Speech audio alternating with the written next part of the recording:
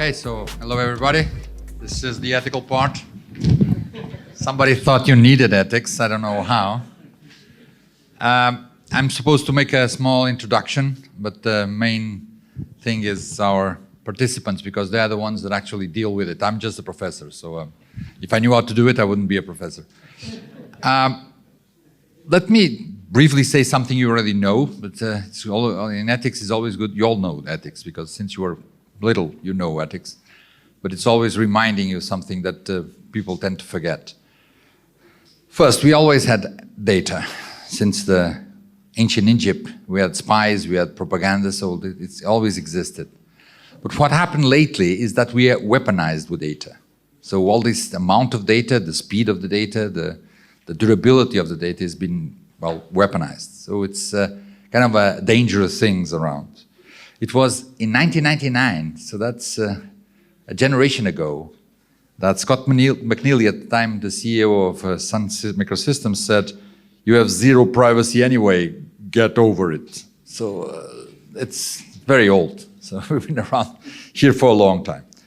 And the problem is not just privacy. You all know that fake news, manipulation of elections, all the AI problems. So we have lots of issues with data. We're probably entering a new world in which everybody knows it's going to be very different. But it's very important to understand when we enter a new world that inside ourselves, we are just like we were in the caves. The only thing that happened to us since the caves was Jesus here, and you haven't paid much attention to him lately, right? So if you are Neanderthals inside ourselves, we have a lot of power to Neanderthals. What you get is, well, Trump and Putin, all these things. So that's Neanderthals with a lot of power. So what is the solution for this? The only solution for this is more technology, better technology. It always happened. So we need better technology to protect us from technology. It's starting to appear, but that's the only solution. Of course, it takes time, because technology it's very recent, so the new technology is not yet there. So we are in the Wild West phase of this. We are in the desperados controlling things. And how do we live with this? Well, the first answer is, of course, the law. We have to make the law to the lawless of the Wild West. And that's true. I agree with that. The law is very powerful, it's very important, and the regulation and all these things are great. But you have to understand that the law is always limited, right? For mainly two reasons. The first one is that the law is abstract and general, and reality changes very fast, especially in this area. So we have changes every day, and we change the law every 10 years. It won't fit, right? So we have old-fashioned laws even before they are published. The second reason is actually worse, and it is the law exists to protect the weak from the strong. But of course, the strong control the law. We have that in GDPR. What they put the foxes carrying off the hen house. So it's the sites themselves that create their privacy policy. So after the only thing they ask you is to agree on something, and once you agree, you don't know what, they can do whatever they want. So that's the law. Legally, they can do whatever they want. So that's how the law works with this. And so the other solution, the other way, if the law doesn't work as much as they should, and we are in the Wild West, then is ethics.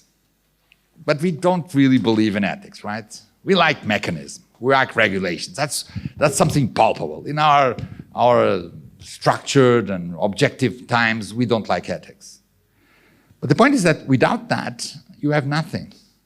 How can you believe the law if you don't believe the ethics of the legislator? How can you believe in markets and companies if you don't believe the manager and the workers' ethics, right? How can you believe in computers if you don't believe in the ethics of the programmers? So you really do need ethics. And that's the only thing actually saving you. If you don't have ethics, you lose everything. Why don't we believe in ethics? Because we really, I think, are dominated by the monster, psychopath, zombie area. So we really believe that there are lots of zombies around and monsters that want to destroy everything. If we really believe that the other ones are just like me, which is good and horrible at the same time, then you understand that ethics is what we have. It's the only thing we have. These monsters don't exist. All the other guys that I don't agree with, they're just like me. They're made of the same stuff, okay? So, what can I say about ethics? I would give you 3 principles that then I'll summarize in 3 laws, which is not a very smart thing to do, but let me, stay with me. The first, and I think the most important rule, is humility. You only have a model. That's it. It's just a model. You have a sophisticated model, a great model, a big model, but it's just a model. You don't have anything else. It's not intelligent. If you think that the model is intelligent, you're the stupid one. It's just a model. That's what you have. Be humble about it. That's the first rule.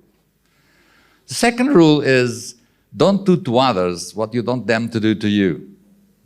It's a very old rule. It's the golden rule, but it happens actually very actively here. Put yourself in the shoes of the victim. If they did it to you, would you like it? Don't do it. And the third rule is the customer is always right. You're serving somebody. The customer is always right. Of course, if your customer is a criminal, then he shouldn't be your customer. But if he's not a criminal, it is always right. I would say these are the 3 main rules in ethics at this area of data. But I'll summarize them in the very old, very important, you probably have talked about it today, 3 laws of robotics of Isaac Asimov. In 1942, it happened in Mercury because it was a story that happened in Mercury. And you all know this, but let me read them again because they are very important. They have talked about robots, but you also work with algorithms. It's the same. 1, a robot may not injure a human being or through inaction allow a human being to come to harm. 2, a robot must obey orders given it by human beings except when such order would conflict with the first law. 3, a robot must protect its own existence as long as such protection does not conflict with the first and the second law. If you do this, you'll have ethical use of data. Thank you. Now, let us pass to the real thing, which is those that actually work there. And the first is Alberto López, our speaker. He has a diverse career. He started with mathematics, which is a great way to start, then went to finance and dealt with financial issues. Then he got a PhD, which is something that damages the brain forever. I have it, so I know that. But in Zurich, probably there and better there. And he's now an invited professor at DZEG and ISCTE, but is innovation manager at one of the oldest and most symbolic companies in Portugal, Empresa Nacional Casa da Moeda, so he has a lot of things to say to us. Thank you. Thank you. Yeah. So I don't know if, so I brought a presentation. So as Professor João César said, so I work at the INCM, at the Mint. And so it's a pretty traditional company. It's pretty old. But for the last years, it's been working on, I mean, given the new trend of, everything now is digital. There is nothing is physical anymore. So for the last 5 years, there's been a prize. So every 2 years, more or less, there's been a prize. And I'm going to be talking about now. It's one of the projects that it relates to data, to the ethical use of data, to compliance, to, things that you all like, or at least work on. And it originates from a project that was proposed by, this prize works, so different companies, associations, fintechs, whatever, apply, they present an idea, and if it fits within the business of the INCM, we pursue the idea. So we actually invest in the idea, we bring it almost to a pilot phase, and then we try to implement it as a product. So what I'm going to be talking about now is called IceBlock, and it's a project that is being developed right now with Fraunhofer. So the INCM, Fraunhofer are working together. And so why? So IceBlock stands for Artificial Intelligence Certification through the Blockchain. And actually, so it fits well in the panel, but mainly because of, we look at the data as a byproduct of what we actually intend to do with this platform. So this platform intends to certify machine learning algorithms that are used in many areas. And then as a byproduct, what happens is that we actually also look at the data that is being used for many of the algorithms, to train the algorithms, to get many of the predictions and verify or compare it with or check whether some of the regulation that is actually being, that it's in place now is being fulfilled. So it complies with, for example, GDPR. So the main idea is, well, there is also an interest in the EU to actually not limit, but at least make liable those who use artificial intelligence in their business to make predictions. So there is so make it trustworthy. And there is still no role yet defined as to who should actually, if you want to make an entity liable for the decisions that are being made based on an algorithm, do you really want to, and then you are going to make, do you really want to relieve some of the pressure from the entity? Otherwise, probably nobody would like to use a machine algorithm if you're going to be liable for every single prediction that is being made. So the idea here is actually create this certification body, which, in the case of the INCM, it has been doing so with other products. So for example, gold, right now, so here in Portugal, it has a stamp that verifies, or other metals, that verifies its authenticity. So we would intend to do the same with something less tangible than gold, so a machine learning algorithm. So, here, in banking and fintech, there is already a push at the European level, and not only, to make, as I said, entities liable. And so let's see, so what does this do? So traditionally, the way that machine learning algorithms are developed or used is you have the data, and maybe you have some developers that come up with an idea and they implement it. You get your machine learning model that it's essentially a black box. So you are just going to apply it. So you're the executor, you buy this machine learning model, and what you do is you feed it with new data, you're going to get a response, a prediction, but if there is an issue, you would actually not be able to understand what has been done. So in many occasions, auditability of those algorithms is hard. What we intend to do with IceBlock is to actually open that black box. And for that, we will rely, well, first, it will be a platform, a private, based on blockchain. That may be which is a buzzword, but it's also, a powerful tool, especially for auditors, because you cannot change the data that is actually being registered in the blockchain. So you would have the data pre-processed in different roles that can actually log in or use the platform. And with those, so data providers, pre-processing, other parties that are actually providing machine power to pre-process the data, and other developers, they all use IceBlock. And then as an executor, what you do is what you would do in the black box model. You would just bring your samples, your new data to the platform, first get it verified, so you would get an extra kick out of it. Then you would get your prediction, and your prediction would actually be certified. So that's something new. You would get, if all the conditions, there is a set of conditions, of course, so things that are going on in the platform, if a set of conditions are being met, then your prediction would be certified. And if there is an issue with that prediction, theoretically, you could always go back and say, oh, but I actually got the certification. So I was following all the rules that I was supposed to follow. Alongside with this prediction, you would also get some explanations. So we would actually open the black box for you, for the user, to understand how those predictions were being met, what were the characteristics of the model, were there any constraints in the model or in the data that was being used. So that way you would actually be able to audit the predictions. There would, of course, there would also be, as we are relying on blockchain, so all of these would, there would be an audit trail.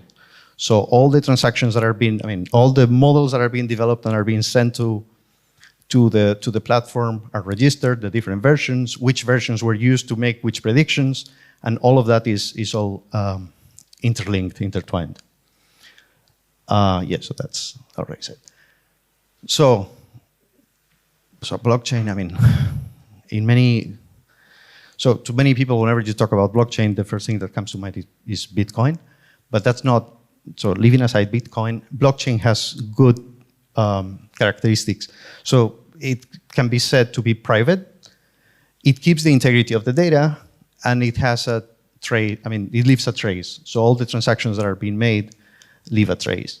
So it's a system that is auditable, and it also makes people responsible. So all those roles that were there are actually kept in the blockchain, and you can actually pinpoint if there was a failure, where the failure was. And then the way that we are building this platform is modular. So we are taking into account GDPR in a way that personal data can be identified. So personal data being, so the name of the David or the number that is being there, also faces. And then we are implementing ways to actually anonymize the data. So input in with all those details. We remove it and anonymize it. Or in case there are faces, we would blur it. I mean, as a way to fulfill the requirements of GDPR. We would also look at bias of data. I mean, it is clear that so not too long ago there was this there was a piece of news talking about data being used to actually in HR recruit processes. So I mean, in many occasions there is a bias, a race bias, for example, and you may be using a machine learning algorithm that is biased. So in that case, the platform will also be able to identify those biases and at least warn you that the predictions are being based on biased data and how to mitigate it. And then, so detecting outliers. I mean, whenever you have, for example, you are trying to classify those very cute dogs, you may be receiving now a cat, and then your prediction would be telling you, hey, be careful, because we are predicting that this is a dog, but it's a very strange dog, because we've only been trained with data that look particularly different. So that's called a drift. So yeah, so that's what we've been working on at the Mint. Yeah, so I think it's pretty exciting. Something that I should say, so I'm going to use this forum. We are developing this with Fraunhofer. And the use case that many of these models are use case dependent. So depending on the area you're using the machine learning algorithms, the models are more or less the same. For me, it's just fancy statistics, or not even so fancy. But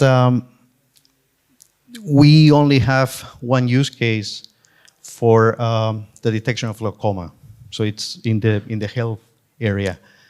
In fintech, in banking, these algorithms are being used for many other purposes. So it would be great if you knew someone who may be interested in trying the platform with us, and so basically participate in the pilot. So it would be just, providing, it's just training first getting users' feedback on the platform and the way that it's being built, and also providing data and the algorithms, so that the platform can learn about those algorithms that are used in a different area, not only in health. Okay, thank you very much. Thank you. And we'll leave the questions for the end. So let's go on with the second presentation. That's Diogo Nesbitt. He was for a long time consultant in several sectors, from banking to tourism and airlines. But then he became a serial entrepreneur. He has already created several companies: Alberto Campus in 2011, Magni Finance in 2014, hAPI in 2019. He is now Chief Technical Officer at Elucidate, a digital marketing company, and is here because of hAPI. Hello, thank you very much. Thank you for the presentation, even though I did got everything. Yeah, we are happy. We are happy also. hAPI company. We provide data for those machine learning softwares We are more focused on, especially on credit scoring. So we try to provide all the information that you need for a credit scoring in a couple of seconds. We go to different websites, tax authority, social security, any kind of websites that have information that can be useful for that processes. We grab all the information and deliver the data points to our clients. Something really important from the first day at the company, when we thought on these kind of companies, we thought on a lot of data. Let's make money interpreting the data and collecting all the data and make models on top of it. And for us, for an ethical point of view, it was really clear for me and my co-founder that we don't want to go that way. So we provide a no database a software solution where we put the software on our client's infrastructure, so we don't see any kind of data. We don't know what the customers' salaries are. We don't see the documents that we provide, the tax declaration, the addresses, and so on. And for the first day, that is very clear for us. We know that we are on a very strict line between the green and the red on these terms. It's very easy to grab much more information than the ones that you need for the scorings, for instance, to help our clients to access information that they shouldn't for that purpose. We try to go with these lines with our clients, but from the first day that we don't want to access that data. And for us, this is very clear. Besides, most of the companies that we talk say the money is on the side that you don't want, but we keep that way. Okay, thank you very much. That's quite an ethical challenge here. The last speaker, the most important thing for us is that he got a virus. It's not the computer virus, it's actually the COVID virus, so it's not here. But you'll be, we have a small video from him.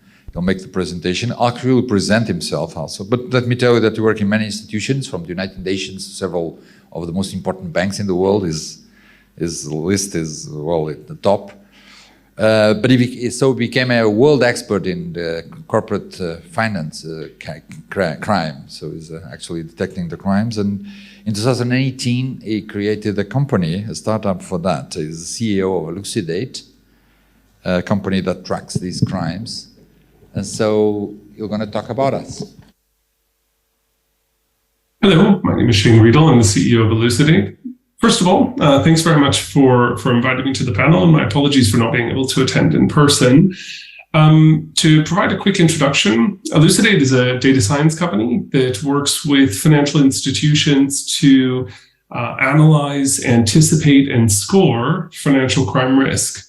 For me personally, my background's in finance, so I was most recently the head of compliance for Standard Chartered's Financial Institutions Group. I started my career in finance at Goldman, and prior to that, I worked for the UN's Anti-Financial Crime Agency. So I also want to just set the stage a little bit. When I talk about financial crime risk, we very much view it as a spectrum, and one where sort of the ethical issues associated with the implementation of AI is really pronounced. So when I say it's a spectrum, what I mean is that on sort of one end of the spectrum, you have institutions or customers who have a very high probability of being associated with financial crime risk, as compared to, on the other end of the spectrum, entities with a low risk of association with financial crime.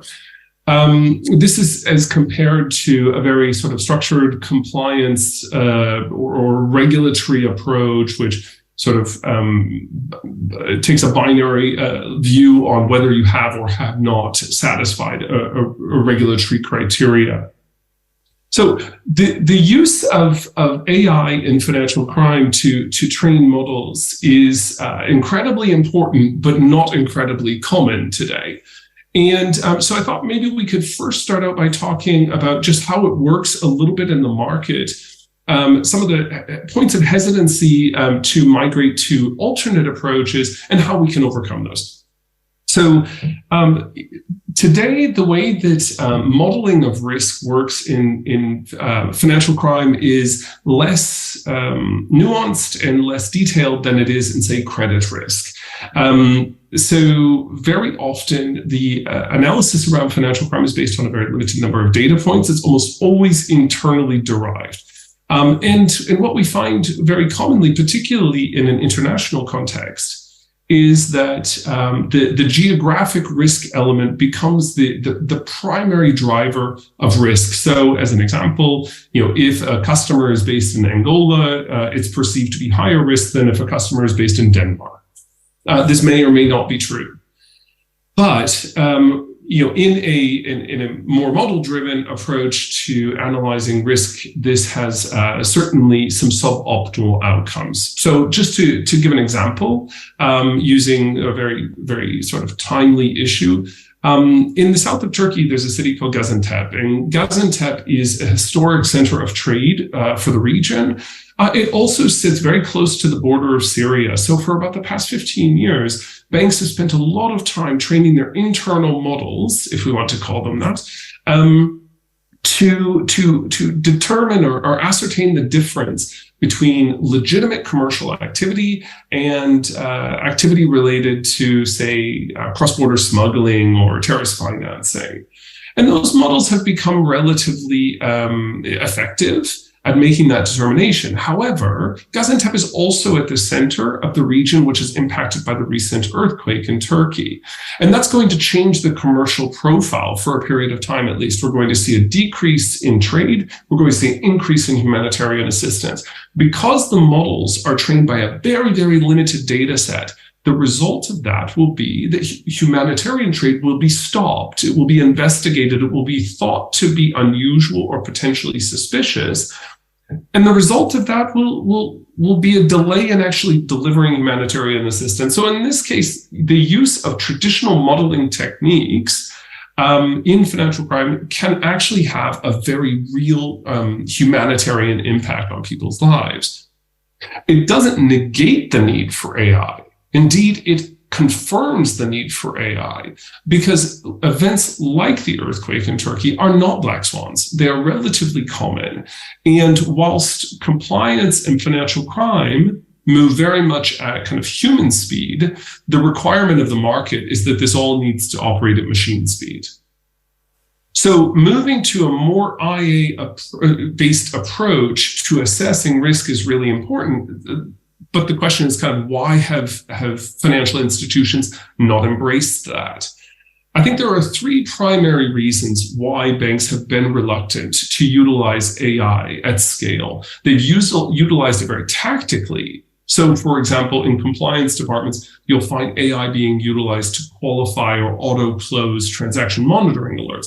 But when you start talking about strategic utilization of AI, understanding the evolving risk profiles of customers and institutions and using that to drive decision-making across the enterprise, that is very, very limited today for three reasons. Number one, there's a regulatory hesitancy. And in this space, that's really important. Even if regulators are changing their tune slowly, there's no guarantee that a white paper published by a regulator is going to filter down to the examination team, which actually comes to sit inside the bank and take a view on how you've taken decisions.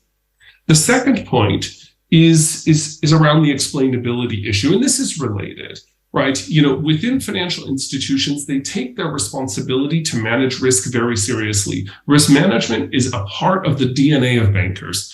So to outsource that to a model, to a black box model, is simply out of the question. It undermines defensibility internally, and it certainly undermines it externally. And the third point, and the one that I really want to focus in here on, is probably one that gets talked about a little bit less. If we look back at the last 20 years in finance, there has been no lack of effort to manage financial crime risk effectively, but there has been a lack of positive outcomes. So according to the UN, only 1% of illicit activity is detected today, despite all of the effort and resource that's been expended. The issue is all models have to be trained on a data set. And if we are training the models on a flawed data set, a data set which has failed to identify 99% of the risk historically, that is going to result in suboptimal outcomes. And those suboptimal outcomes will potentially simply reinforce the bias of the institutions as they already exist. And we've seen this happen. We've seen this happen whether it's viewed from a modeling perspective or from a process perspective, where institutions have reinforced their own learning. The result has very often been financial exclusion. They've left markets, they've abandoned segments of customers, and that's certainly a suboptimal outcome in based on what is possible today. So how do we actually evolve beyond that? Our view on this is that financial crime is a network-based problem, and it requires a network-based solution. So a model trained exclusively on the data of a single institution will very often suffer from suboptimal outcomes. Whether we do so through regulators, through consortia, or through private sector actors like us, bringing together a data set from across financial institutions that allows the entire market to benefit from the true positives derived from multiple financial institutions as compared to reinforcing the bias of any one single institution is essential to evolving those models to a place where the outcomes are more morally and ethically defensible and are producing optimal commercial outcomes. By doing this, we can ensure that the AI that we're building is sustainable, that it's aligned to our commercial and strategic objectives, and fundamentally that it achieves the intended purpose of making it more difficult to partake in illicit activity, whilst not putting our legitimate customers at a disadvantage.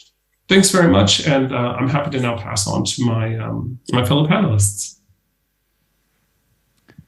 Well, it certainly taught us that financial crime is a very profitable activity. Only 1% is caught. As long as you do it in Denmark, don't do it in Angola, because then you'll be caught.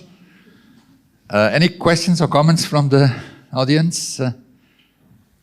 Go ahead. Hello. A bit of a question, and I would like to hear the thoughts from all of you. We talked a bit here about the bias in and bias out of the data. Can you share some thoughts about intellectual property of the data?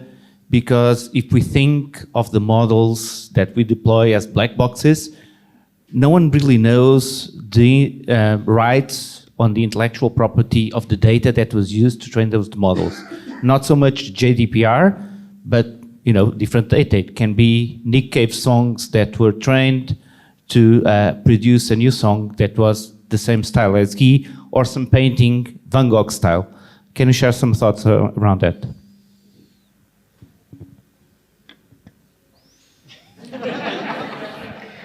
I could start and say that intellectual property is something that's going to drastically change now. Because what is that? For a long time we didn't have it. We lived without it. All of a sudden it was a great deal. And now I think we enter in a new phase, because now ChatGPT will do all the things you can do.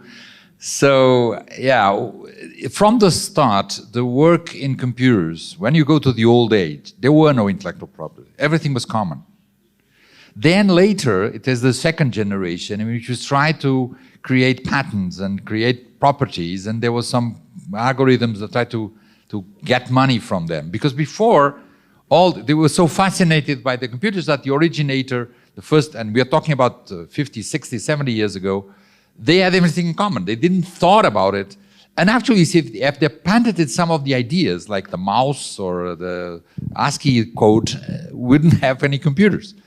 So in a way, this non-property approach has always been there. Then we have this free code that is there and you can use it.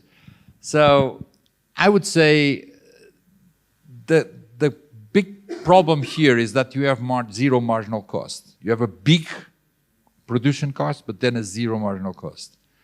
But at the same time, you have other benefits, because if you put it online, the cost would reduce, even the big initial one. So I would say that we have to change our categories there. And there's not much knowledge of what the thing will do. Yeah. I will just add, on our case, it's something that we take particularly. We try to move from one side that is just provide the data, the raw data as we grab, for trying to create new data points that almost anonymize the data and provide some, not a scoring, but on the scoring.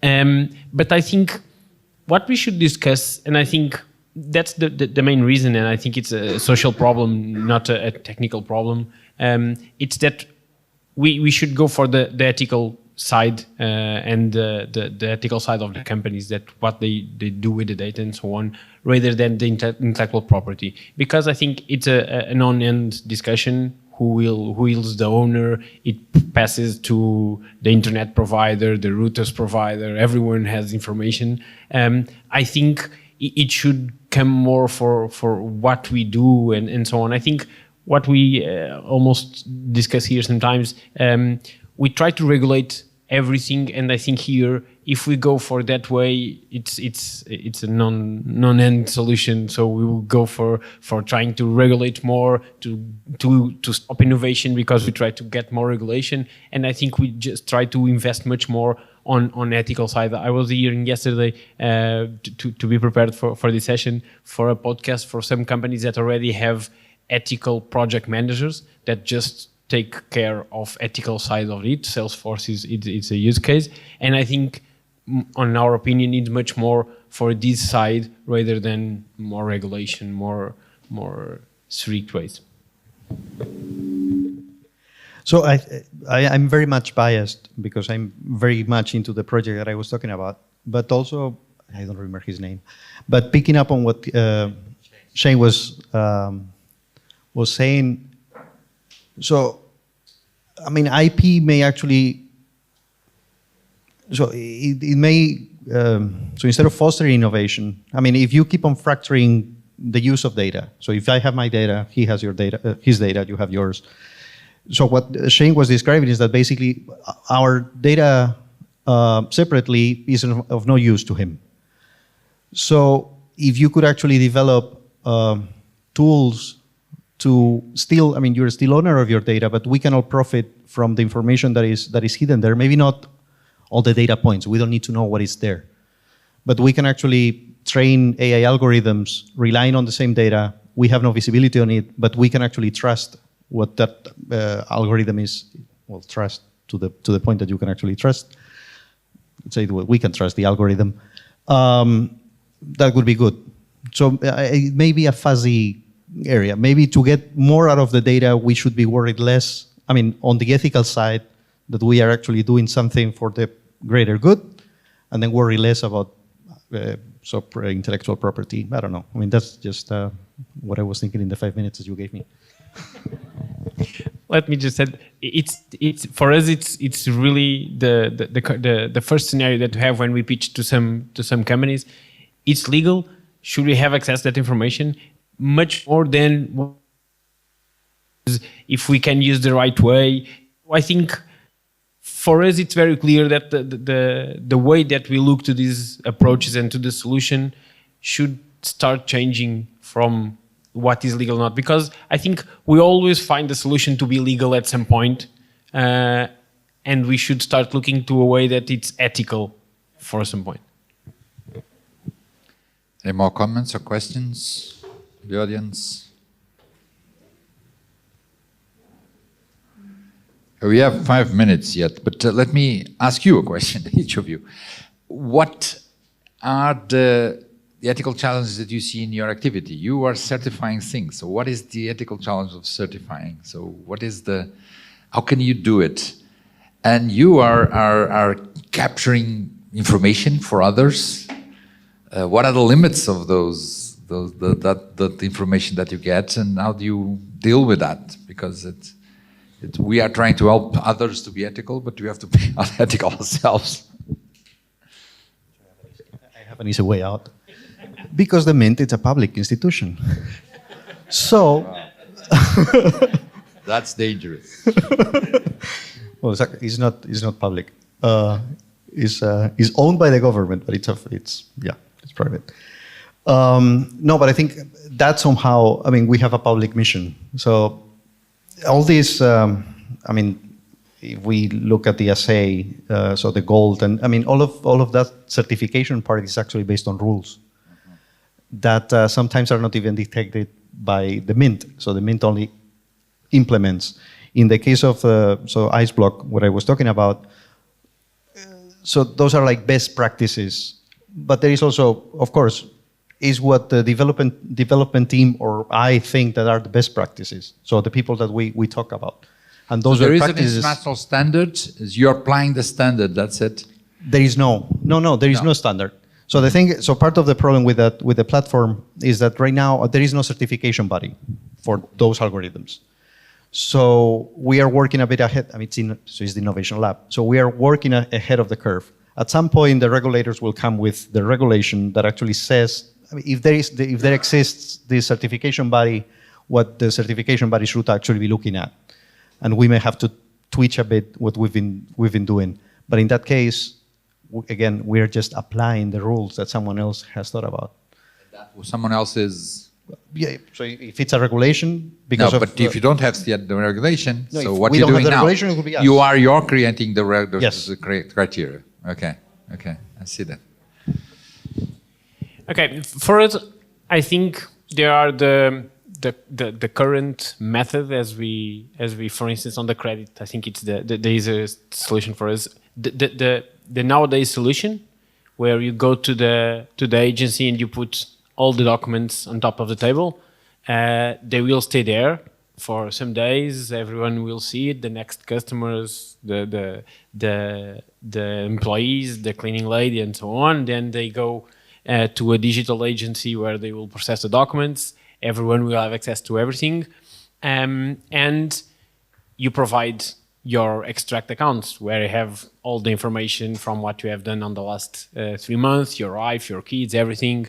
Almost the same with your tax declaration and so on. So I think we try to put a bit some brakes on this, trying to provide just the information that you need for each process. Okay, so on the pitch sale, we used to say that we had some information, some security on these processes on that side. Just the machine will look to the data. At least no one here will touch it, and we just will provide the information that you specifically need. Okay, if you just need the salary on the bank account extract, you just will pick those one.